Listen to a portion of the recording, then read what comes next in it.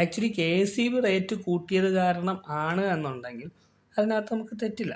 അങ്ങനെയാണ് എന്നുണ്ടെങ്കിൽ സോളാർ അവേഴ്സിൽ ഈ പെർ യൂണിറ്റ് കോസ്റ്റ് കുറയാണ്. ഇതിപ്പോൾ 17.98 എന്നാണ് പറഞ്ഞിരുന്നത്. നേരത്തെ 5 രൂപ ഉണ്ടായിരുന്നത് 5 രൂപയാകുമ്പോൾ നേരത്തെ ഉണ്ടായിരുന്ന റേറ്റ് എത്രയാണോ അതിനെക്കാട്ടിയും താഴോട്ടാണ് വരേണ്ടത്. ഇതിപ്പോൾ കൂടിയിരിക്കുകയാണ്.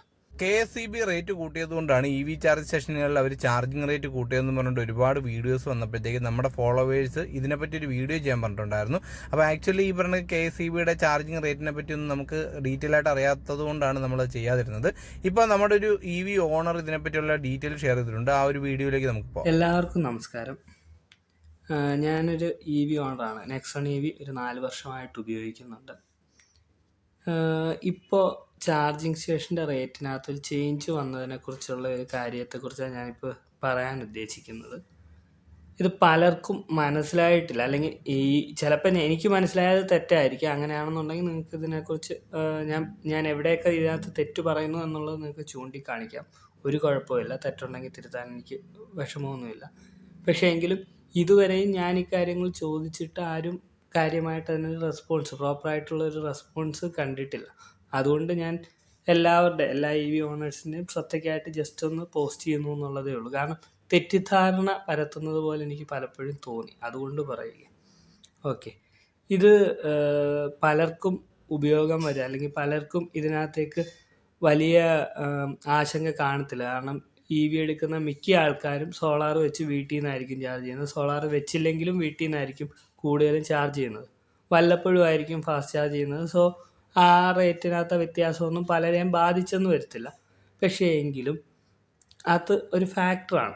ഇപ്പോൾ ഉദാഹരണത്തിന് എൻ്റെ കേസ് പറയുകയാണെന്നുണ്ടെങ്കിൽ, ഞാൻ വണ്ടി എടുത്ത സമയത്തൊന്നും എനിക്ക് വലിയ പ്രശ്നങ്ങളില്ലായിരുന്നു. ഞാൻ വീട്ടിൽ നിന്നായിരുന്നു കൂടുതലും ചാർജ് ചെയ്യുന്നത്. പക്ഷേ ഇപ്പോൾ ഒരു റീസെൻ്റ് ഒരു 5-6 മാസമായിട്ട് എനിക്ക് പുറത്തുനിന്ന് വളരെയധികം ചാർജ് ചെയ്യേണ്ട സിറ്റുവേഷൻ വരുന്നുണ്ട്. അത് ഓരോരുത്തരുടെ യൂസ് കേസ് അനുസരിച്ചിരിക്കും. അതുകൊണ്ടും കൂടെയാണ് ഞാൻ ഇതിനകത്ത് ഇതിനെക്കുറിച്ചൊന്ന് എക്സ്പ്ലെയിൻ ചെയ്യാമെന്ന് വിചാരിക്കുന്നത്. ഞാൻ ആദ്യം പറഞ്ഞ പോലെ തന്നെ എന്തെങ്കിലും തെറ്റോ പ്രശ്നങ്ങളോ ഞാൻ പറയുന്നതിലുണ്ടെന്നുണ്ടെങ്കിൽ ആർക്കാണെങ്കിലും ചൂണ്ടിക്കാണിക്കാവുന്നതാണ്. ഓക്കെ, സോ എൻ്റെ അറിവനുസരിച്ച് ഇപ്പോഴത്തെ ചാർജ് റിവിഷന് മുമ്പ് വരെ, അതായത് നോർമലി നമ്മളുടെ LT10 കണക്ഷനാണ് ചാർജിങ് സ്റ്റേഷന് വേണ്ടി വരുന്നത്. അതിനകത്ത് 1 യൂണിറ്റിന് 5 രൂപയായിരുന്നു ബേസ് ഫെയർ ആയിട്ട് വന്നിരുന്നത്. സെസ്സും സംഗതികളും അങ്ങനെ കുറേ സാധനങ്ങൾ അതിൻ്റെ കൂടെ വരും, അത് ഞാൻ പറയുന്നില്ല. അതുകൂടാതെ ഒരു കാര്യവും കൂടെ പറഞ്ഞോട്ടെ, ഈ ചാർജിങ് സ്റ്റേഷൻ ഇപ്പോൾ 12 രൂപയ്ക്ക് തൊട്ട് 25-30 രൂപ വരെയൊക്കെ പെർ യൂണിറ്റ് എടുക്കുന്നുണ്ട്. സോ ഈ 12 രൂപയ്ക്കും 15 രൂപയ്ക്കും 18 രൂപയ്ക്കും ഒക്കെ ചാർജിങ് സ്റ്റേഷൻ നടത്തിയാൽ അവർക്ക് ലാഭം ഉണ്ടാവുമോ ഇല്ലയോ എന്നുള്ളതല്ല ഞാൻ ഉദ്ദേശിക്കുന്നത്. അവർ റേറ്റ് കൂട്ടിയതിന് എഗനിസ്റ്റ് ആയിട്ടും അല്ല ഞാൻ ഈ പറയുന്നത്. ഞാൻ മെയിനായിട്ട് പറയുന്നത്, ഒരു കാര്യം അവതരിപ്പിക്കുമ്പോൾ അല്ലെങ്കിൽ ഒരു സംഗതി പുറത്തേക്ക് കൊണ്ടുവരുമ്പോൾ അത് പ്രോപ്പറായിട്ട് ആൾക്കാരെ പൊട്ടന്മാരാക്കാതെ അതിന് പ്രോപ്പറായിട്ടുള്ളൊരു ജസ്റ്റിഫിക്കേഷൻ പറഞ്ഞുകൊണ്ട് പുറത്തു വരുന്നതാണ് ഒരു ന്യായമായ രീതി എന്നാണ് എനിക്ക് തോന്നുന്നത്. ഇത് പലരുടെ അടുത്തും പ്രോപ്പറായിട്ട് കൺവേ ചെയ്യുന്നില്ല, പ്രോപ്പറായിട്ട് മനസ്സിലാക്കാൻ തെറ്റിദ്ധരിപ്പിക്കുന്ന രീതിയിൽ പലയിടത്തും പറയുന്നുണ്ട്. അതുകൊണ്ടാണ് ഞാനിത് ഇപ്പോൾ പറയാൻ വന്നത്. സോ അവർക്ക് ലാഭം കിട്ടുന്നില്ല, അതുകൊണ്ട് റേറ്റ് കൂട്ടണമെന്നുണ്ടെങ്കിൽ അത് ജനങ്ങളുടെ അടുത്ത് പ്രോപ്പറായിട്ട് കൺവേ ചെയ്താൽ അത് എനിക്ക് തോന്നുന്നു ചിലപ്പോൾ EV യൂസ് ചെയ്യുന്നവർക്കും ഈ പറഞ്ഞ ചാർജിങ് സ്റ്റേഷൻ ആവശ്യമാണ് എന്നുള്ളതുകൊണ്ട് ചിലപ്പോൾ അവർ സപ്പോർട്ട് ചെയ്തെന്ന് വരും. പക്ഷേ ഇത് അങ്ങനെയല്ലല്ലോ, അതുകൊണ്ടാണ് ഞാനിത് പറയാൻ കാര്യം. സോ നേരത്തെ 5 രൂപയായിരുന്നു, 1 യൂണിറ്റിന് 5 രൂപയായിരുന്നു. അത് കൂടാതെ ഫിക്സഡ് ചാർജായിട്ട് 100 രൂപ, 1 കിലോ വാട്ടിന് 100 രൂപ. അത് 30 കിലോ വാട്ടിനാണെങ്കിൽ ഏതാണ്ട് 3000 രൂപ, അല്ലെങ്കിൽ 60 കിലോ വാട്ടിനാണെങ്കിൽ ഏതാണ്ട് 6000 രൂപയൊക്കെ പെർ മന്ത്. ഇത് കൂടാതെ എത്ര യൂസേജ് വരുന്നോ അതിന് കൂടാതെ ഉള്ള ഒരു എമൗണ്ടും കൂടെ വരുന്നുണ്ടായിരുന്നു. ഇപ്പോഴത്തെ പ്രൈസ് റിവിഷൻ പ്രകാരം ഈ 5.5 രൂപ എന്നുള്ളത് 7 രൂപ 15 പൈസ ആക്കിയിട്ടുണ്ട്. സോ ഈ 7 രൂപ 15 പൈസ എന്ന് പറഞ്ഞ സിറ്റുവേഷനിലേക്ക് വരുമ്പോൾ ആക്ച്വലി പ്രൈസ് കൂടുകയാണ് ചെയ്തത്. പക്ഷേ 7 രൂപ 15 പൈസ ഒരുമിച്ചല്ല ഇട്ടിരിക്കുന്നത്, അല്ലെങ്കിൽ എല്ലാ സമയത്തും 7 രൂപ 15 പൈസ എന്നുള്ള രീതിയിലല്ല ഇട്ടിരിക്കുന്നത്. രാവിലെ 9 തൊട്ട് വൈകുന്നേരം 4 മണി വരെ 5 രൂപയും, രാത്രി 4 മണി തൊട്ട് അടുത്ത ദിവസം രാവിലെ 9 മണി വരെ 9.5 രൂപ എന്നുള്ള രൂപ, 1 യൂണിറ്റിന് 9 രൂപ എന്നുള്ള 9.3 രൂപ, 9 രൂപ 30 പൈസ എന്നുള്ള രീതിയിലുമാണ് കണക്കാക്കിയിരിക്കുന്നത്. സോ ഈ വ്യത്യാസം ഉണ്ട്.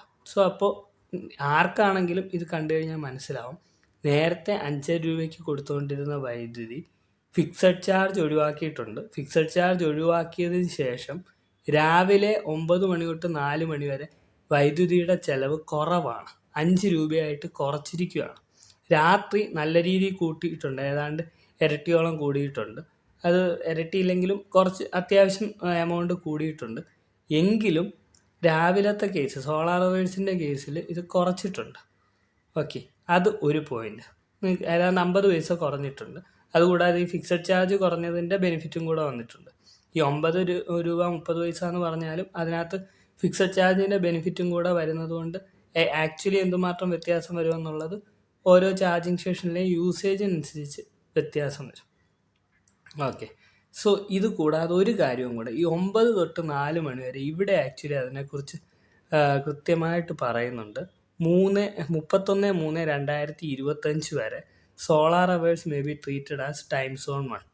അത് എൻ്റെ അണ്ടർസ്റ്റാൻഡിങ് അനുസരിച്ച് രാവിലെ 6 തൊട്ട് വൈകുന്നേരം 6 മണി വരെ ഉള്ളതിനെ ഈ പറഞ്ഞ സോളാർ അവേഴ്സ് ആയിട്ടും time zone 2 and 3 together may be treated as non solar hours. അതായത് വൈകുന്നേരം 6 തൊട്ട് രാവിലെ 6 മണി വരെയുള്ള സമയത്തെ നോൺ സോളാർ അവേഴ്സ് ആയിട്ടും കൺസിഡർ ചെയ്യണമെന്നാണ് ഈ പറഞ്ഞിരിക്കുന്നതിനകത്തുനിന്ന് എനിക്ക് മനസ്സിലായത്.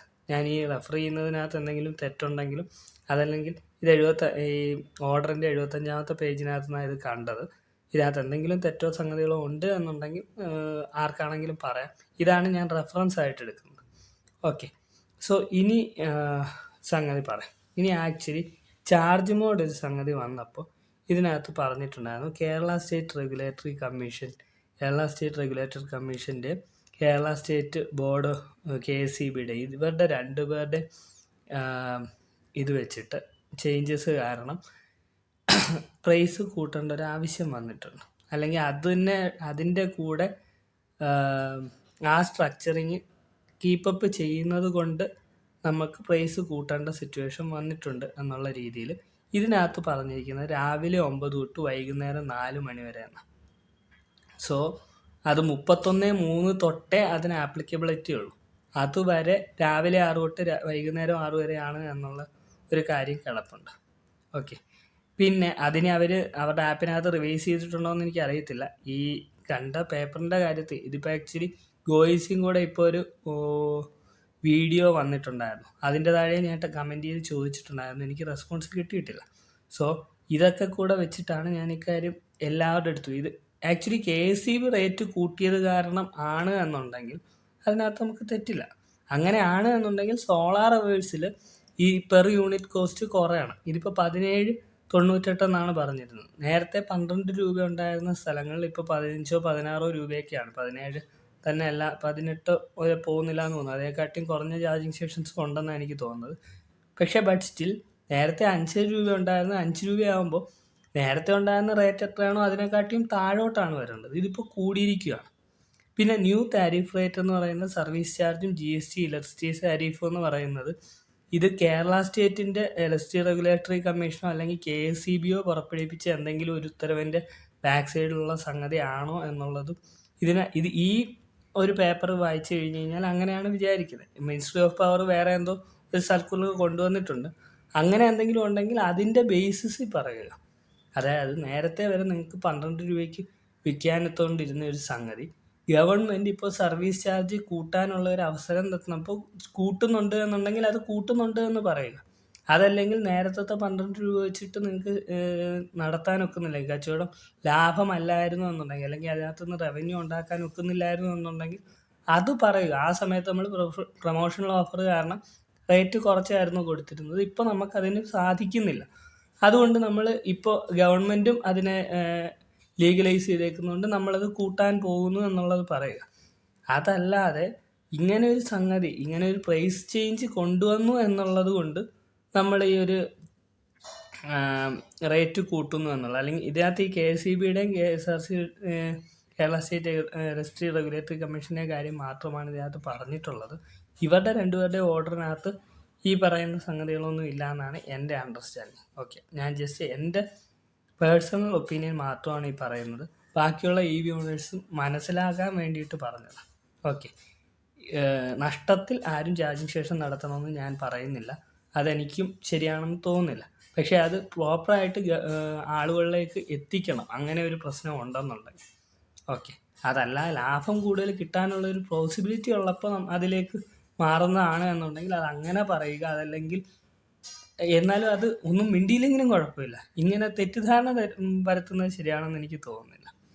അത് കഴിഞ്ഞ് ഗോയിസ് ഇപ്പോൾ എക്സ്പ്ലെയിൻ ചെയ്തൊരു വീഡിയോ ആണ്. അവർ ഫോഴ്സ്ഡായി, അതായത് ഈ പറഞ്ഞ പോലെ റേറ്റ് കൂട്ടാനായിട്ട് ഫോഴ്സ്ഡായി എന്നുള്ള കാര്യം പറയുന്നുണ്ട്. എന്തുകൊണ്ട് ഫോഴ്സ്ഡായി എന്നുള്ളത് അവർ സ്പെസിഫൈ ചെയ്യുന്നില്ല. പക്ഷേ അവർ പറയുന്നുണ്ട് KSEBയുടെയൊക്കെ ഇപ്പോഴത്തെ റേറ്റ് കൂട്ടൽ കാരണം ഫോഴ്സ്ഡായി എന്നുള്ള രീതിയിലാണ് ആ വീഡിയോയിൽ നിന്ന് എനിക്ക് മനസ്സിലാവുന്നത്. അവർ പറയുന്നത് ഈ തൊട്ട് മുമ്പത്തെ ഇതിലും സമയം പറഞ്ഞിരിക്കുന്നത് രാവിലെ 9 തൊട്ട് വൈകുന്നേരം 4 മണി വരെ എന്നാണ്. പക്ഷേ ആ സർക്കുലറിനകത്ത് പ്രത്യേകം പറഞ്ഞിട്ടുണ്ട് അത് 31/3 ശേഷം മാത്രമേ വരത്തുള്ളൂ. അതിന് മുമ്പ് വരെ രാവിലെ 6 തൊട്ട് വൈകുന്നേരം 6 വരെ ആണെന്നുള്ളത്. ഇനി ഇവർ ആപ്പിനകത്ത് അങ്ങനെയാണോ ഇംപ്ലിമെൻറ്റ് ചെയ്തേക്കുന്നതെന്ന് എനിക്ക് അറിയത്തില്ല. അങ്ങനെയാണെങ്കിൽ അക്കാര്യം കൂടെ വേണമെങ്കിൽ നിങ്ങൾക്ക് സ്പെസിഫൈ ചെയ്യാം. ഞാൻ കൃത്യമായിട്ട് ഡെയിലി ബേസിൽ യൂസ് ചെയ്യുന്നില്ല. അതുമാത്രമല്ല ഇത്ര നേരത്തെ ഞാൻ ട്രൈയും ചെയ്യാത്തതുകൊണ്ട് ഞാനത് ശ്രദ്ധിച്ചിട്ടില്ല.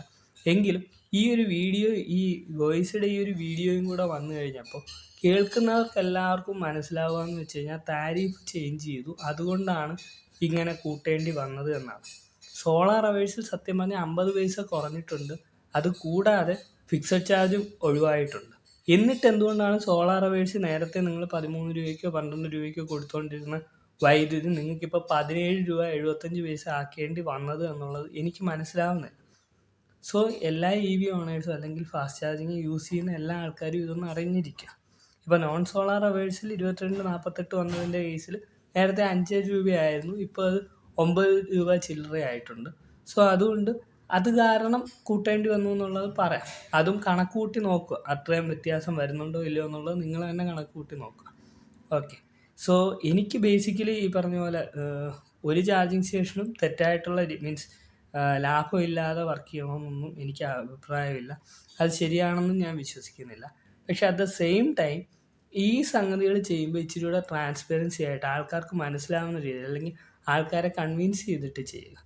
അതല്ലെങ്കിൽ ആൾക്കാർ ഈ പറഞ്ഞ ഈ വീഡിയോയോ അല്ലെങ്കിൽ ഇതുപോലത്തെ പോസ്റ്റ്, ഈ റേറ്റ് ചേഞ്ചിൻ്റെ കാര്യത്തെക്കുറിച്ച് ഈ ഗോയിസിയുടെ ഈ ഒരു പോസ്റ്റും ഈ ചാർജ് മോഡിൻ്റെ ഈ ഒരു നോട്ടിഫിക്കേഷൻ അന്ന് എനിക്ക് തോന്നുന്നു ചാർജ് മോഡിൻ്റെ ചാനലിലും വന്നതല്ലാതെ അവരുടെ FBയിലെ പോസ്റ്റിലോ ഈ രണ്ട് FBയുടെ പോസ്റ്റിനകത്ത് ഇത് വന്നിട്ടില്ല. ഈ സാധനം എനിക്ക് തോന്നുന്നത് ഇത് അപ്ഡേറ്റ് റിവൈസ് ചെയ്തിട്ടുണ്ട് എന്നുള്ളത് എനിക്ക് തോന്നുന്നു ചാർജിങ് സ്റ്റേഷൻ ഓണേഴ്സിന് മെയിൽ വന്നിട്ടുള്ള സംഗതിയാണെന്ന് തോന്നുന്നു. എനിക്ക് കൃത്യമായിട്ട് അറിയത്തില്ല. എനിക്ക് എന്തായാലും മെയിൽ കിട്ടിയിട്ടില്ല. ഞാൻ ഒരു ഗോയിസ് യൂസ് ചെയ്യുന്ന ആളാണ്. മേ ബി ചിലപ്പോൾ ഞാൻ സബ്സ്ക്രൈബ് ചെയ്യാത്തതുകൊണ്ടായിരിക്കാം. എന്തായാലും ശരി തന്നെ, ഇങ്ങനെ ഒരു സംഗതി അപ്ഡേറ്റ് ചെയ്യുമ്പോൾ അവരുടെ ഓഫേഴ്സും സംഗതികളും എല്ലാം ഈ സോഷ്യൽ മീഡിയയിലും എല്ലായിടത്തും വരുന്നുണ്ട്. സോ ഇങ്ങനെ ഒരു ക്രിട്ടിക്കലായിട്ടുള്ള ഒരു ചേഞ്ച് കൊണ്ടുവരുമ്പോൾ അതും ഇതുപോലുള്ള സോഷ്യൽ മീഡിയയിലും സംഗതികളിലും, കാരണം ഇത് ഞാൻ കണ്ടുപിടിക്കാൻ കുറച്ച് കഷ്ടപ്പെട്ടു, അതുകൊണ്ടാണ് പറഞ്ഞത്. സോ പ്രോപ്പറായിട്ട് കൺവേ ചെയ്യുന്നത് നല്ലതായിരിക്കും. ഇതെല്ലാം ഒരു EV ഓണർ എന്നുള്ള രീതിയിൽ എൻ്റെ ഒരു സജഷൻസ് പറയുന്നു എന്നുള്ളതേ ഉള്ളൂ. ഓക്കെ, ചാർജിങ് സ്റ്റേഷൻ ഇനി ഭാവിയിലേക്ക് EV കൂടുതൽ വരുമ്പോൾ ചാർജിങ് സ്റ്റേഷൻസ് കൂടുതൽ വേണം. അത് പ്രോപ്പറായിട്ട് അവർക്ക് റവന്യൂ ഉണ്ടെങ്കിലേ അത് സസ്റ്റൈനബിൾ ആയിട്ട് പോകത്തുള്ളൂ. അതെല്ലാം ശരിയായിട്ടുള്ള കാര്യം തന്നെ. പക്ഷേ ഒരു പ്രൈസ് ഹൈക്കോ സംഗതികളോ കൊണ്ടുവരുമ്പോൾ അത് പ്രോപ്പറായിട്ട് ജസ്റ്റിഫൈ ചെയ്യാനൊത്തില്ലെങ്കിൽ അത് ശരിയാണ് എന്ന് എനിക്ക് തോന്നുന്നില്ല.